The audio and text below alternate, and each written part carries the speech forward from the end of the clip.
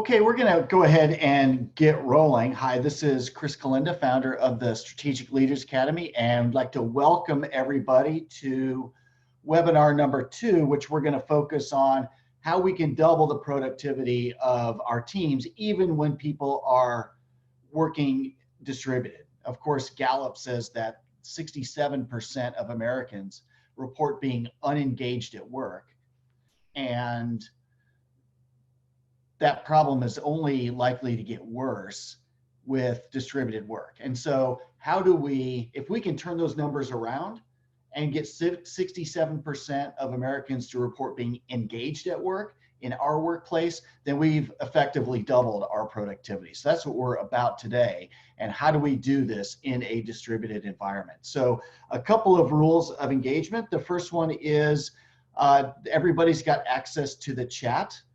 Make sure that your chat setting lets you chat with everybody and not just with attendees. And second is use the chat to respond, because we'll have some interaction throughout the course or throughout the webinar.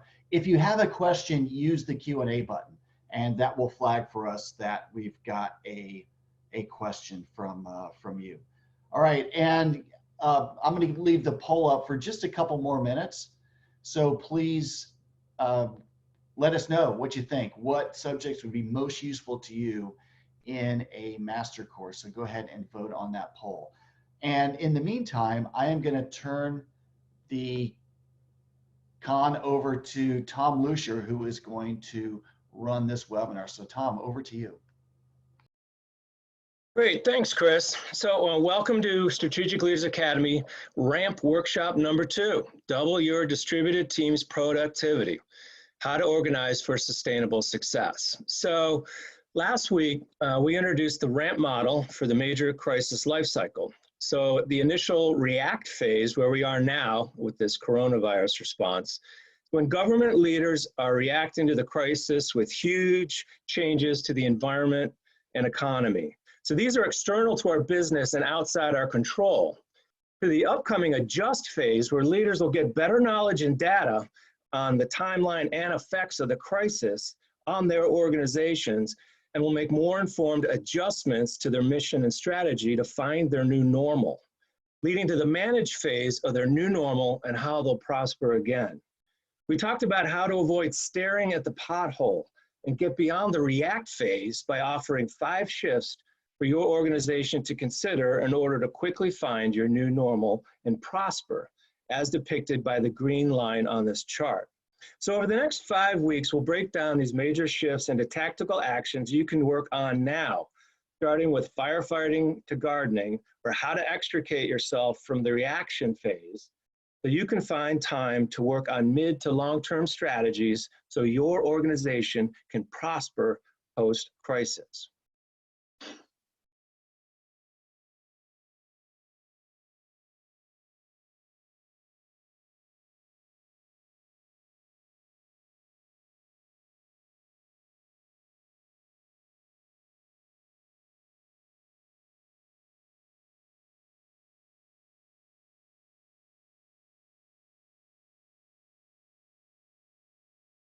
Tom, you may be muted. Having a little switchology here. We got to move our bars around. There we go. Intro, RAMP, the major life crisis life cycle rehash. Then we're going to get into the 5 shifts to set up your team for success. And then Chris is going to talk about a course we offer. So this session is designed for CEOs, founders, senior executives, nonprofit executive directors, and sports coaches, because you're in charge of people who are relying on you to make good decisions during this unprecedented time. Here's our Strategic Leaders Academy team. Starting on the left is Eric Kober, then Nicole Krause, our COO, and Chris Kalenda, our founder, in the middle. Jeff Marquez is to Chris's left, and then John O'Grady, and then me, Tom Lucier, on your far right. We help CEOs, executive directors, senior executives, founders, and coaches achieve sustainable growth and success for their teams. We work with you because you are in charge. You are responsible and accountable for the success of a business, nonprofit, government agency, or athletic team. We know what it's like to be in charge, to be responsible for success and failure, to make decisions that affect people's lives and livelihoods, to live with the consequences of those decisions and to learn. We know what it's like to be in your shoes. We've led organizations successfully in combat, crisis, and peacetime. We have advanced degrees in subjects related to leadership, culture, and strategy. We've undergone extensive training and study to turn that knowledge into best practices that work for your businesses, nonprofit, government agency, and team. That's why our clients have grown by over $25 million and counting. We want to have the same impact for you. Here's a testimonial we were honored to receive from Michelle Flournoy. She's CEO of West Exec and former Undersecretary of Defense. She said, SLA gave us a framework to discuss the ways that people lead differently and how we celebrate that diversity as we build commitment to a common culture. This is already benefiting our retention, engagement, and morale. First, let's take about 30 seconds to look at the pictures on the next slide and pick one that best describes what you're going through right now in your organization. So take 30 seconds, see which one describes what you're going through right now.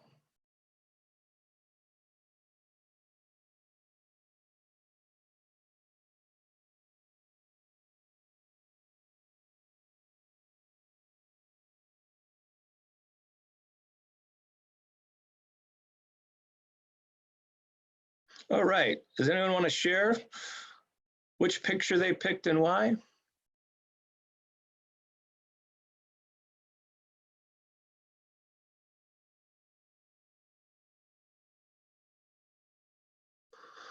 Says Carla, or alarm clock, big challenges keep me awake at night.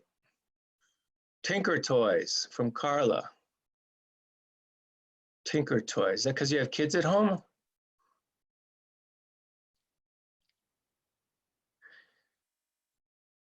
I know a couple weeks ago when we started looking at this, the upper middle swirl picture right next to the mountains there, that swirl reminded me of the Twilight Zone when we were first getting into this crisis of, it seemed quite surreal to me.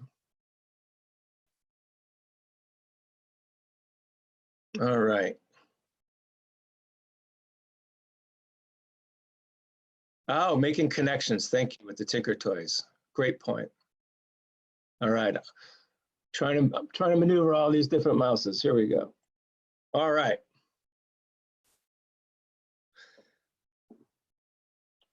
So today's topic covers ways to get yourself out of the constant firefighting mode so you can spend more time gardening. In this slide, if you find yourself stuck in quadrant 1 due to the pace of crisis operations, you are firefighting. All of your attention is on the reacting to the here and now. Crucial work that must be done, of course, but this is working in your business.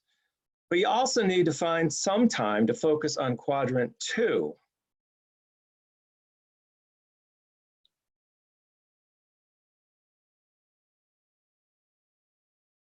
But working on your business, AKA gardening, building new strategy, developing a distributed culture, and paying attention to opportunities in your organization's new normal in order to grow sustainably in the long run. Non-urgent and unimportant behaviors like politicking and gaslighting in quadrant 3 should be eliminated. And non-urgent but important activities in quadrant 4 should be delegated. We'll introduce 5 shifts you can make now to make more time for quadrant 2 work, AKA gardening. Here's the 5 shifts we'll talk about today. From doing to delegating, from flexibility to predictability, from top to middle, from spontaneity to focus and creativity, and from survive to thrive. I'll introduce our first shift, from doing to delegating.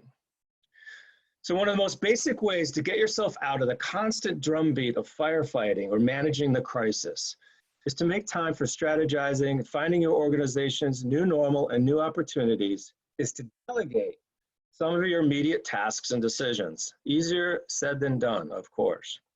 There's both logic and art to delegating. But bottom line, middle managers and junior leaders are much more likely to commit to a plan they helped create. I'll offer some don'ts and then some do's, and then ask her any thoughts and feedback.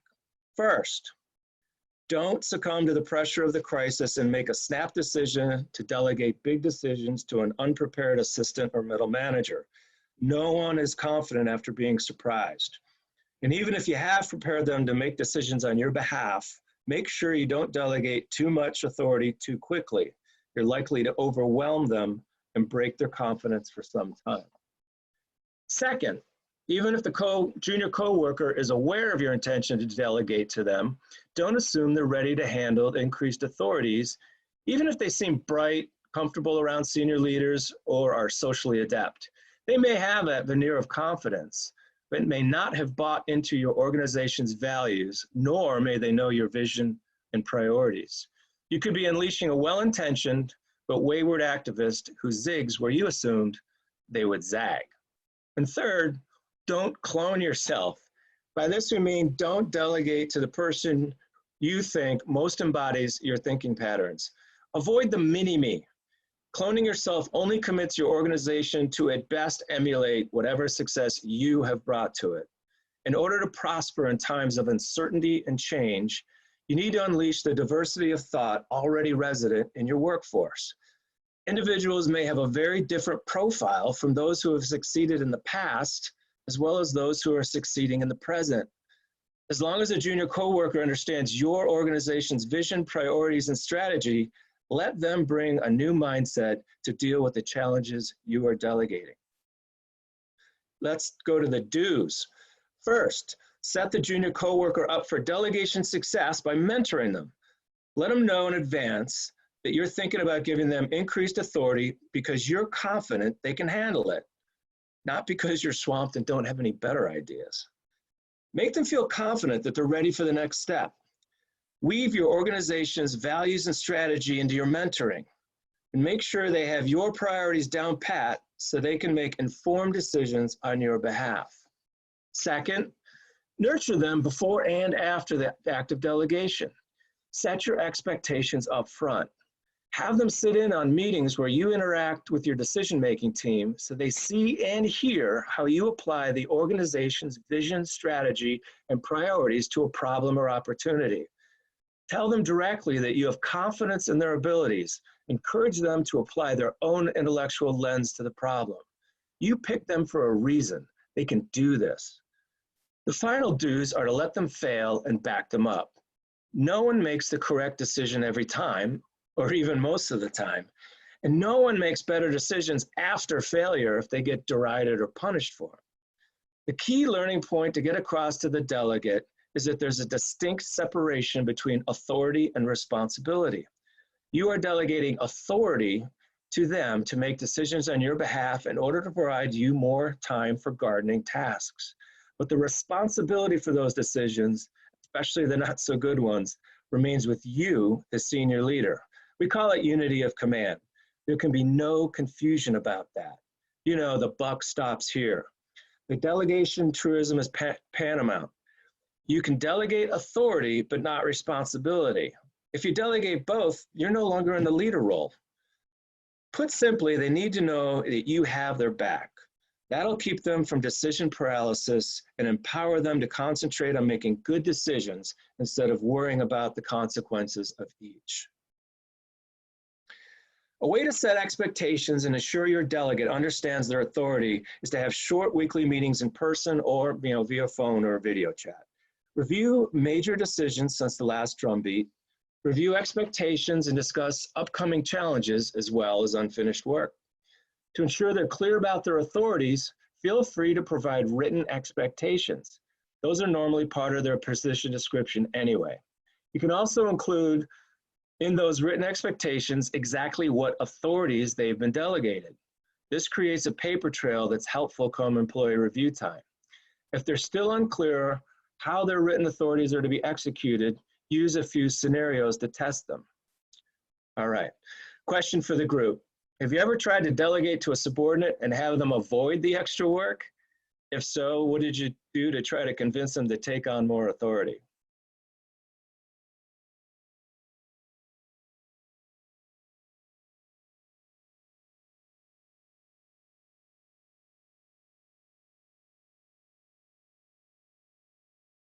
I know one answer is refuse to make decisions for them. I guess in some businesses, cash is king, right? You can offer more money.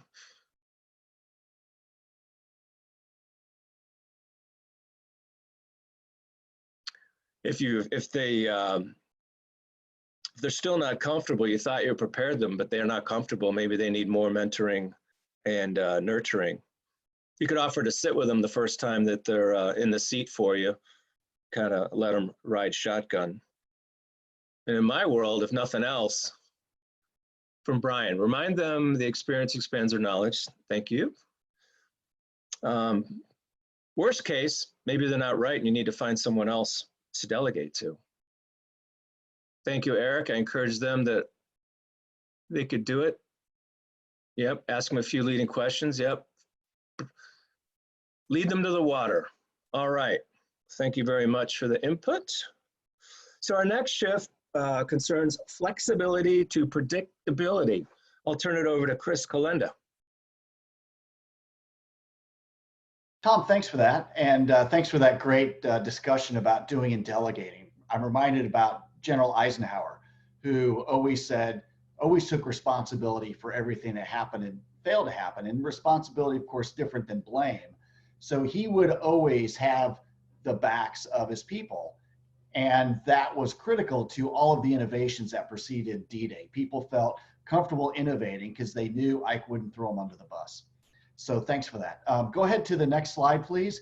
So we are going to discuss shifting from flexibility to predictability. So I think a lot of us have heard our boss tell us to be flexible, and we've probably said the same thing to our direct reports. And so we've been on both ends of that conversation. And we all also know that while flexibility is normally something admirable, oftentimes when somebody tells us to be flexible, it's really code for this.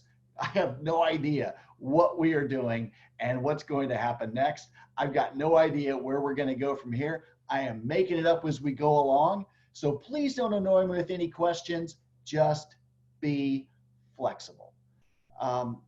And of course, that can be debilitating to an organization, especially in a remote work environment. So we want to shift from that kind of flexibility, the sort of chaotic flexibility, to predictability.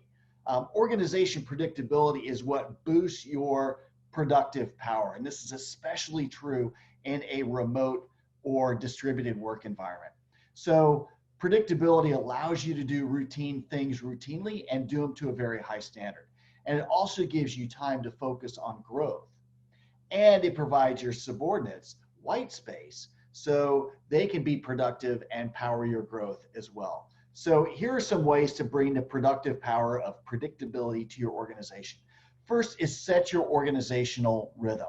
So annual, quarterly, weekly template, if you will, or rhythm. And so what this does, essentially, if it's a quarterly event, make sure it is on the same week of the same month in that quarter, each of the 4 quarters. If it's a monthly event, make sure it occurs on the same day of each month, same time, etc. So what this does is it helps you build a sustainable rhythm and do routine things routinely and to a high standard. And in a distributed environment, with distributed teams and people working in high stress environments, having this rhythm becomes an anchor point for your organization where people know exactly what the expectations are, what they've got to be prepared for, and there's no longer a lot of chaos in your organization. And this lets you do number 2 in particular. Go ahead and build that, Tom.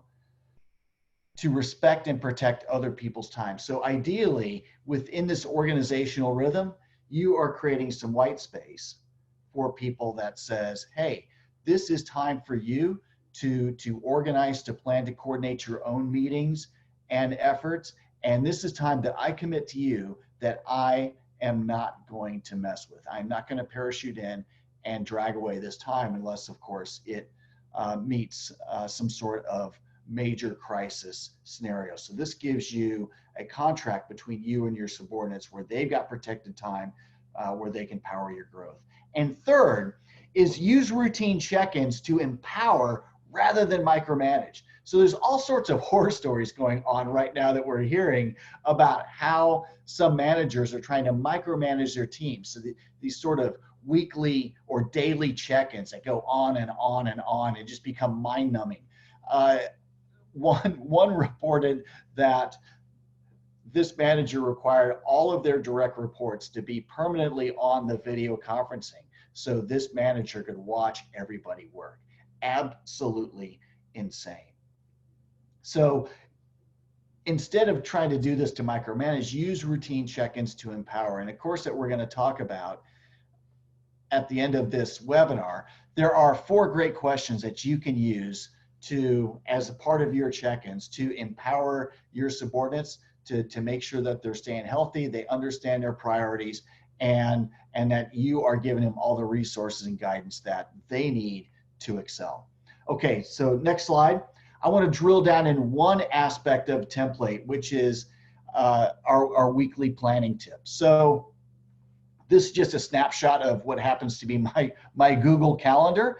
And one of the things that helps me make sure that my priorities are driving my calendar and not other people's priorities or firefighting driving my calendar is weekly planning. So Sunday afternoons, Sunday evenings, I sit down with my calendar and I do the following things. Go ahead, first build is I make sure that I have got predictable chunks of time, since a lot of my work requires a lot of sort of writing and coordinating and brain work.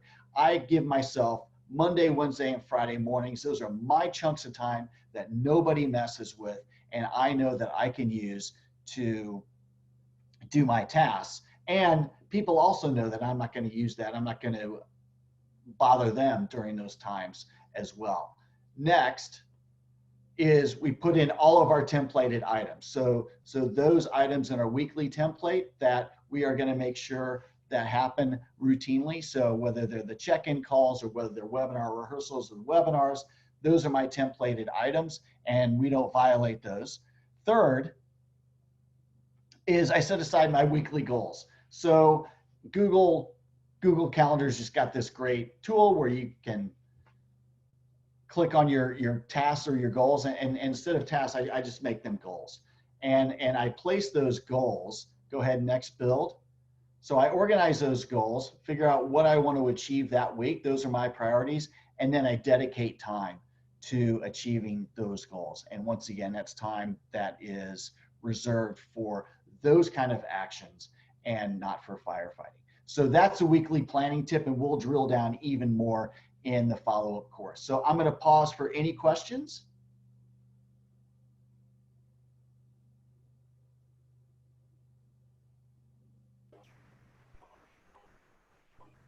Okay, awesome. And now I'm going to turn it back over to you, Tom. Great. Thanks so much, Chris, for those tips. So here's another great testimonial we received from Stephen McFarland. He's Vice President of Aspire. SLA's trainings are an exceptional opportunity to empower your team to accomplish more. Our providers loved the blend of historical examples and practical lessons for today. The sincerity and authenticity captivated everyone. We are seeing at least 50% improvement in level of ownership and engagement, and our conversion numbers have increased by 15%, bringing more revenue to the company. So our next shift is called From Top to Middle. Jeff Marquez, buddy, over to you. Thanks, Tom. So Chris talked about being predictable with people. So let's be predictable with a high payoff action. But let's first scope it by using the right lens to get the best picture. I can only imagine the number of issues that you all are coping with. So using this lens analogy, is a great way to bring clarity to your view, to your garden. As you start to think through the task, purpose, and priority of a particular challenge and how you might want to talk about it. And while you're trying to get that focus, get that best shot, make room for your middle management. Build.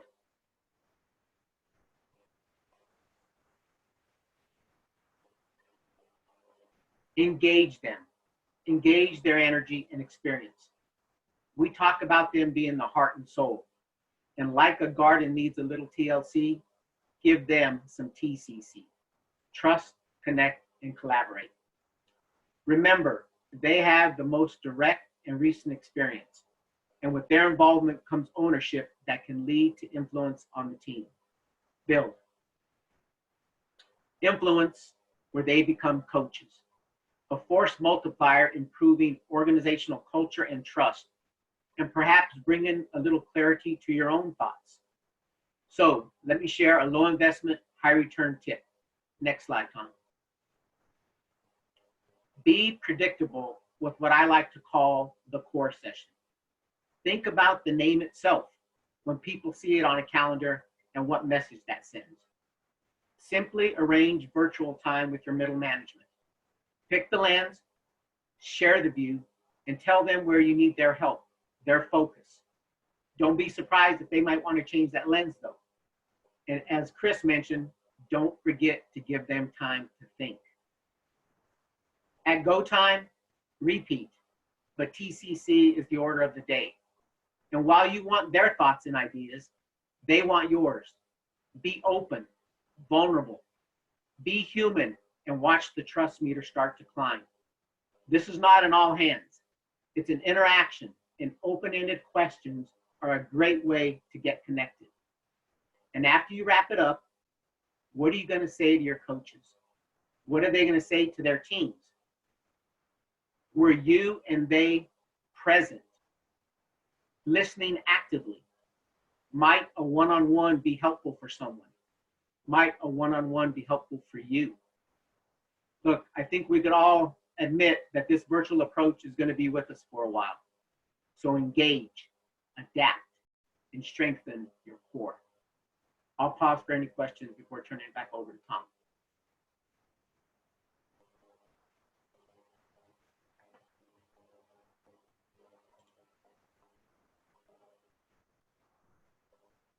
All right, thanks, Jeff. Great points. So our fourth shift to move from firefighting to gardening covers from spontaneity to focus and creativity. John O'Grady will walk us through it.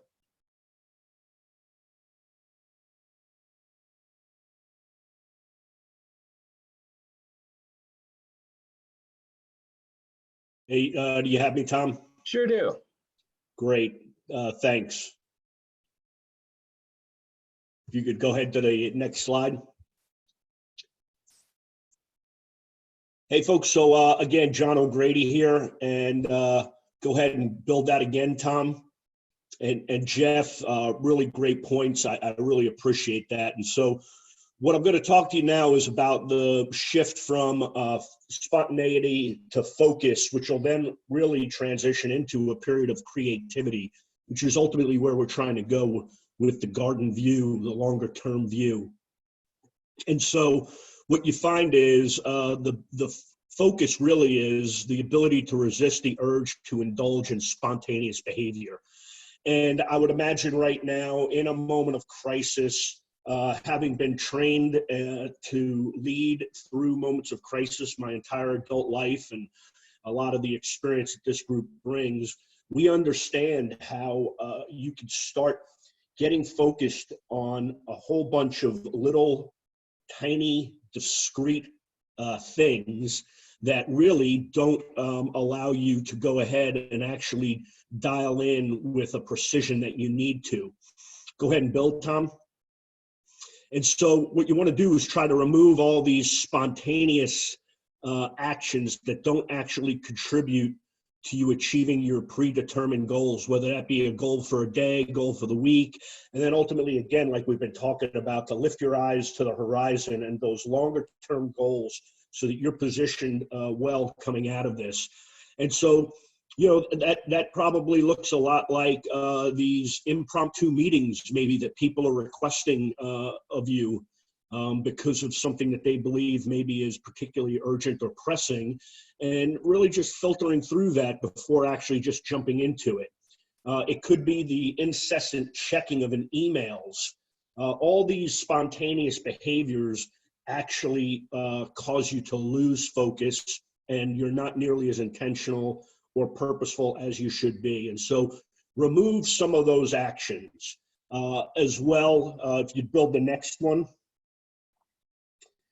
Now, again, not all spontaneity is bad, as I alluded to when I first started speaking. I mean, after all, really, right, creativity is spontaneity, but it's with a purpose. And so what you'll find is, you know, as you start to get more focus, you start to remove those spontaneous actions. What you're actually going to find is you'll come to a period where you can actually go ahead and begin to open the mental aperture and collaborate.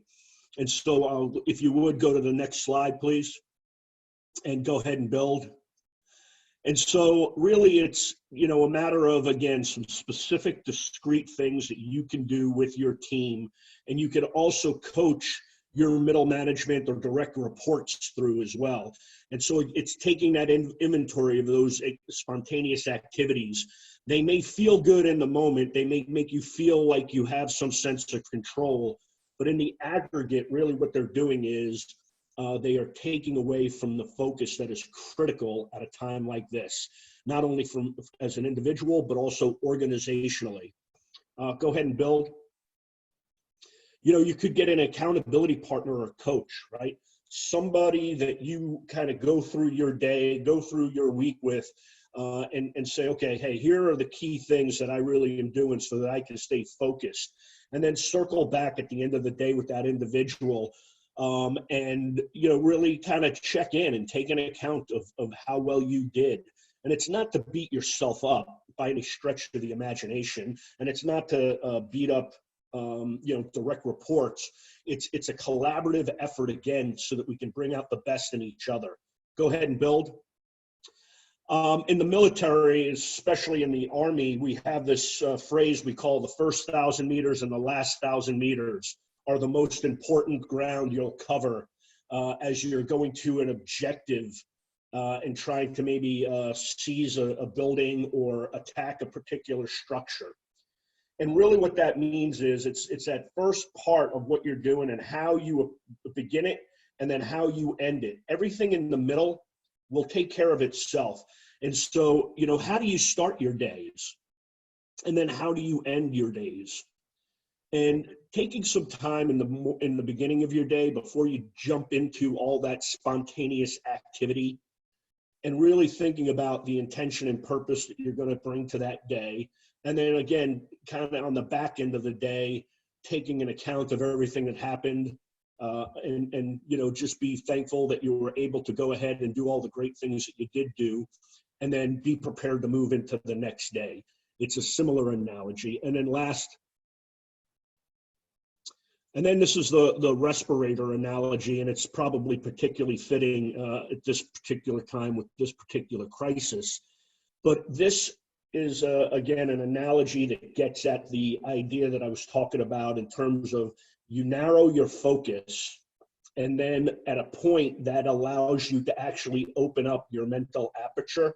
And it's not unlike a respirator. A respirator initially will compress down, and that'll be, you know, that'll help to expel a lot of the you know, CO2 and things in the lungs and kind of get rid of all the bad stuff. And then it'll open up again, and the lungs will fill, right? And you're bringing in all that refreshing oxygen. And so similarly with focus, you'll narrow in, but then there'll come a moment where that'll actually create opportunity for you to open up again and start to see that creativity. And that occurs not only, again, in individuals, but also organizationally. And so I'd like to hear, you know, if there's anybody who has some thoughts on a way that they can go ahead and, you know, use focus to then transition into creativity. Are there things that you're doing maybe now in your organization or with direct reports or things that you had, considered or hoped to do, but just hadn't maybe necessarily put in place yet. You can go ahead and put those in the chat if you'd like. And then Tom, go ahead, please.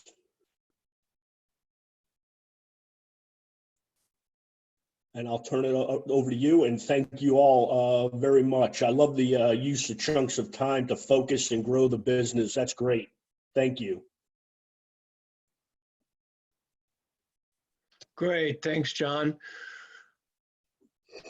There we get it all back together. So here's good stuff, as always, buddy.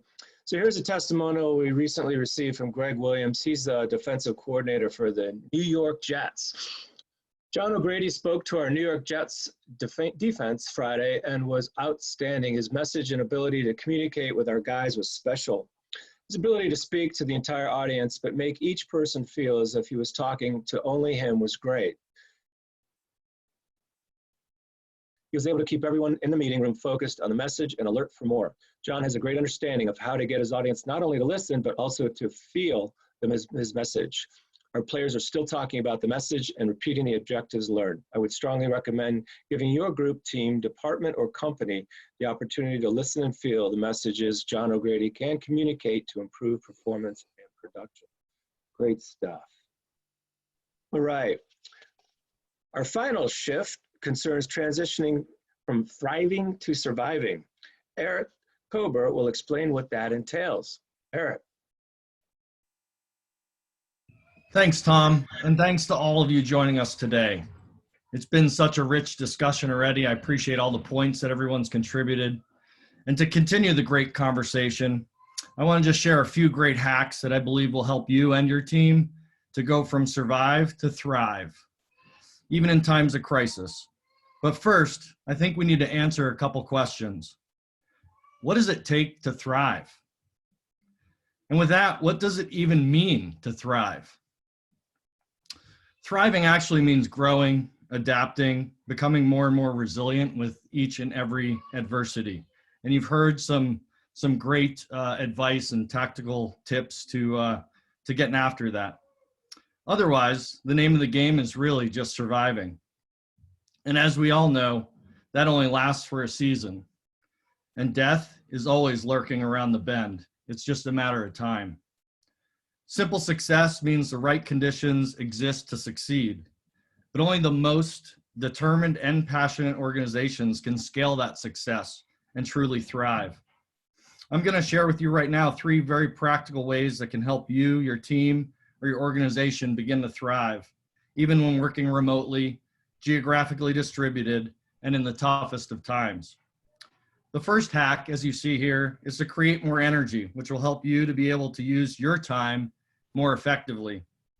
168 hours in a week. There's no way to make more time, but there are definitely some great ways to create more energy in you and your team to make the most of your time. Deliberate focus on seemingly simple things like sleep, diet, exercise, spiritual health can make all the difference. In crisis times, focus on these things can be extremely hard. I wish I could share more now, but like I said, you can't make more time and there's much more to share. The second practical hack that will take you from surviving to thriving in these unprecedented times is protecting your priorities by ruthlessly protecting your time. Be deliberate about scheduling precious white space into your daily schedule, as Chris highlighted earlier in organizing your battle rhythm. Secondly, learn how to say no as eloquently as you say yes. These are both imperative skills to get us through the craziest times. Given more time in the course to follow, I will share with you some great tactics to become healthfully more ruthless. The third hack to help you get from surviving to thriving is avoiding meetings that suck. Let me explain. If you've been in a meeting that literally was sucking the life from you, please type yes in the chat room. Yes, look at that. All of us have been there, and I don't even have to say, come on, fess up. But here's a tougher question. How many of us have been directly responsible for a meeting that was equally as life-sucking? Wait, I won't ask you to type yes to that one in the chat room, because I too would be found typing yes with you. I'm right there with you. So let me ask you this. What made those meetings so bad? If you have some answers, please drop a bomb in the chat box.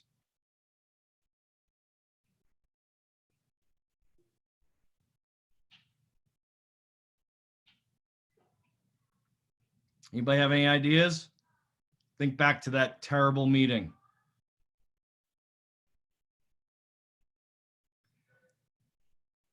Yeah, so Nicole said, make meetings matter. Oh, no agenda, totally disorganized. Absolutely. No point, no purpose, right? Great points. Tom said, leader wanted to talk about himself. How many of us had the boss literally just drive the entire meeting? And how painful is that, right? And then I see Brian said content was covered in a previous meeting. Absolutely. So guess what? Next slide, please, Tom. With a few simple techniques and a little bit of planning ahead, you can be more effective and more efficient with less meetings. So how do you avoid another one of those vampire meetings? First, the most important question that you have to answer is, do we even need to have a meeting? There's several good reasons to have a meeting, particularly in the distributed environment. And we will discuss this in depth through the course, but let me at least share with you the basic steps to having a great meeting once you've figured out that you need to have one. Build, please. The second imperative is to communicate the meetings, who, what, when, where, why, and especially in this time, the medium or how you're going to have the meeting. And that needs to be well in advance. Another way that we look at this in the course is through a method I learned as an Army strategist called the 7-minute drill. This pre-meeting communication formula will almost guarantee your meeting success, but it will still come to running the actual meeting itself. Build, please. Start and end on time and ensure your meeting is no longer than 1 hour. If it's important enough to have a meeting, you owe the professional respect to those you've asked to attend. That being said, build, please, Tom. Give your full attention to the meeting and keep everyone engaged. This is hard enough when everyone is in the same room, but when they're distributed, well, I'm sure you all can imagine. For in-person meetings, you might even want to have a no cell phone and laptop rule. Remember, as a professional, your people's time and yours is precious with a capital dollar sign. And lastly, it is really important to assign responsibility for critical decisions and tasks that come out of the meeting. Ensure someone is identified to take notes and to send out those post-meeting notes. If you're serious about wanting to thrive in even the toughest times, make sure you sign up for the course at the end of this webinar. I look forward to diving deep with you. And unless there are any questions, back to you, Tom.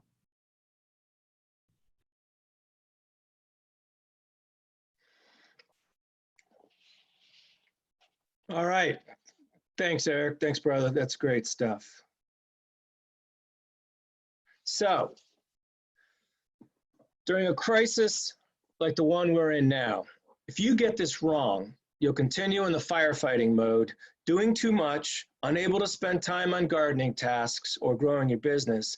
And this path leads to missed opportunities, contraction of growth, and possible chaos.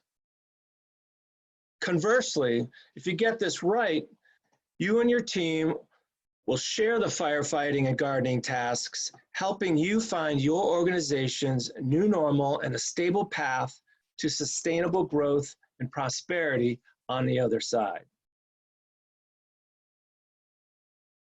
Okay, let's go back to where we started and look again at the picture board we showed at the beginning. We'll take 30 seconds again to pick the image that best reflects your top takeaway from this short discussion. So 30 seconds.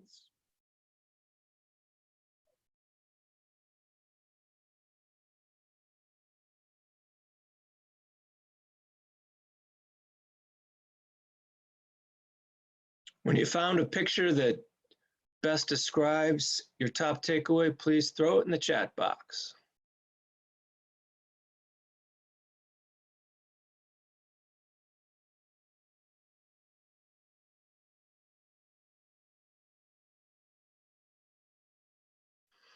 Brian says the checklist, he's got actionable plans now. Thank you, Brian. John needs some coffee, good job. Check boxes, work on priorities and actions, yes. I kind of like the question mark turned into an arrow, starting to turn the corner here and find direction forward. The globe, world of opportunity. Clara says eyeball, getting some clarity on your situation. That's great. Thanks very much. All right, now I'll hand it back over to our founder, Chris Kolenda, for final thoughts.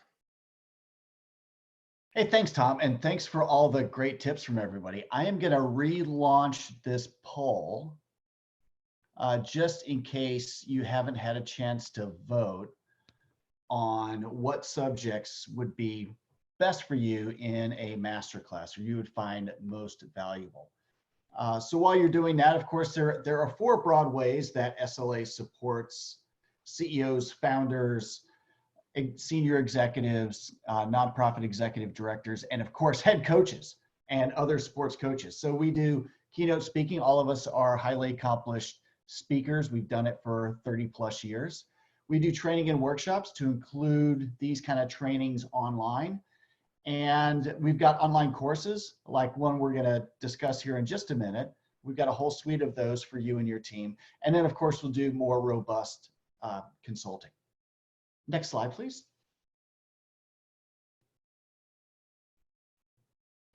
Okay, so we discussed a little bit about doubling your productivity. So here are some examples, or here's some data from Gallup polls, and every sort of workplace poll and survey really just reinforces this. So 67% of Americans report being unengaged at work, and 75% of people who leave their jobs voluntarily report doing so to get away from their managers.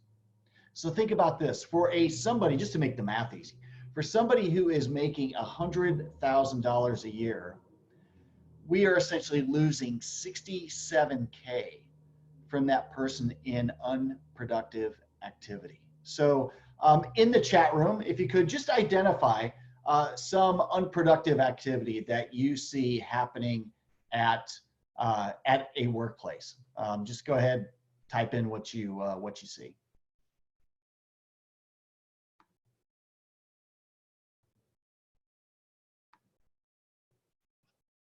Staring out the window.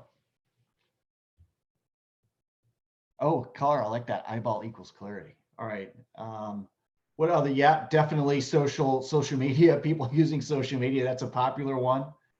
Also things like rework, where we have people where we've either stepped on people's time or we haven't given them the right guidance. The rework is also unproductive activity because you essentially have to do the same thing twice. Check an email incessantly. Yes, all of those challenges reduce our productivity and reduce the productivity of our teams. And so we're losing 2/3 of people's productive behavior, productive capacity, just based on some of these challenges. So if we can improve how we engage our employees, especially in this remote work environment, then we're going to recapitalize a lot of that lost productivity and essentially be able to double the productivity if we turn those numbers around, double the productivity of our teams. Employee turnover, according to a Harvard Business Review study, costs anywhere between 50 to 200% of that employee's annual salary. That's staggering cost. So if, again, for our person or for a team who has an average $100,000 salary, if you lose 10 employees over the course of the year, that's $1 million right down the drain for just in turnover costs, because you've got to go through the hiring, you've got to go through the vetting, you've got to go through the training process, lost momentum. And so the more senior the people are, the higher it gets to $200,000. So this is where so many companies are losing in a very bad way. And it's just going to be more challenging in this distributed environment. Next slide, please.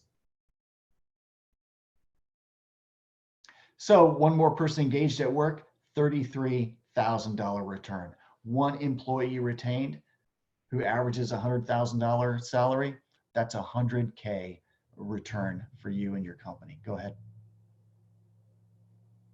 This is what Colleen Creighton said. SLA support helped us double our employee engagement from roughly 40% to 80%, increasing our revenue and lowering our costs. So this is the productive power of what we've discussed today. Go ahead. Okay, so a couple of resources. I want to mention a couple of resources to help you through this crisis. So of course, we're doing these webinars once a week. We're going to be doing them for the next 5 weeks. We've also created on our website our crisis management page. So you can go right there, our webinars, our written content, videos, etc., posted right there. So you've got a ready resource that you can look to if you want more ideas about crisis management, about doubling employee engagement. We're going to be doing some things on building trust and stress management. And so we're going to continue populating this content to help you. Go ahead, next slide. Okay, and we've also created a course called Double Your Productivity. So organize your distributed team for sustainable success.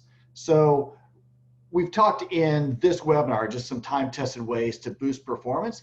And if you like those and you're looking for more ways to bring out the best in your team, we've got these resources for you.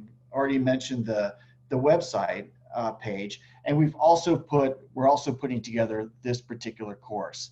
So this course mirrors the webinar. It's about how you boost the productivity of your distributed team. And so each module is going to focus on, or is going to follow one of the shifts discussed today. And we're going to be adding worksheets and tips and all of these time-tested tools that you can implement right away to start to boost that productivity.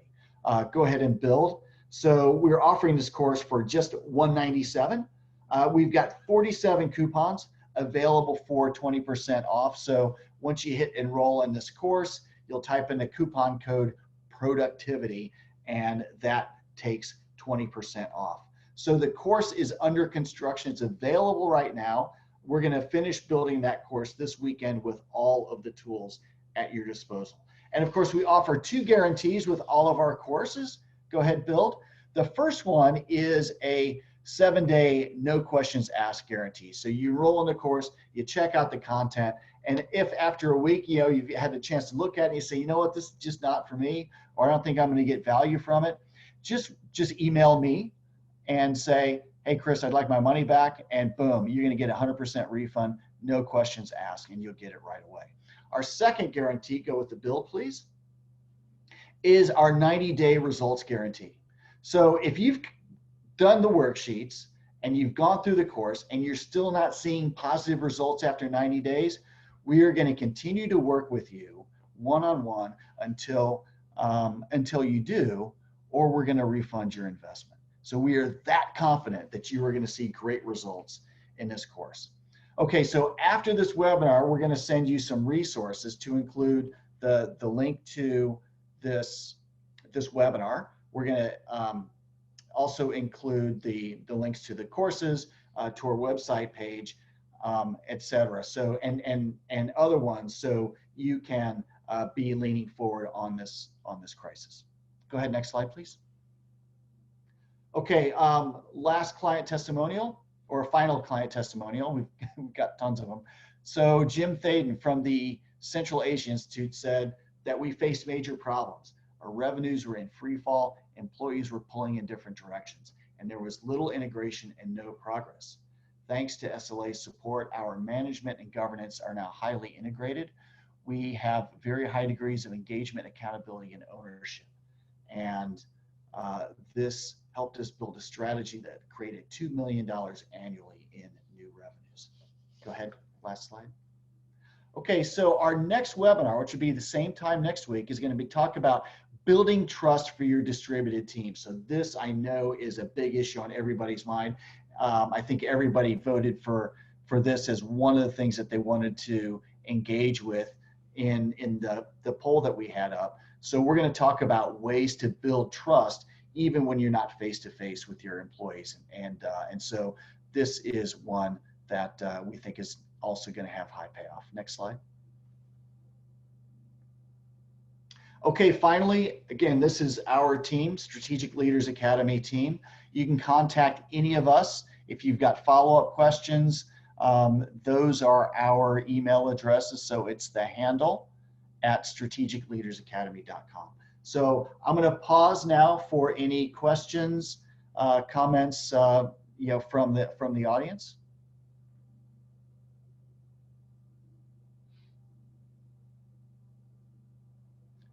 Okay, awesome. Really appreciate your engagement today, and we'll get those resources to you probably within the next 24 hours or so. And in the meantime, and also give you the link to the next webinar. In the meantime, stay well, stay healthy. I know that these are challenging times as we're all struggling to manage our teams through these and lead our teams through this crisis to the other side.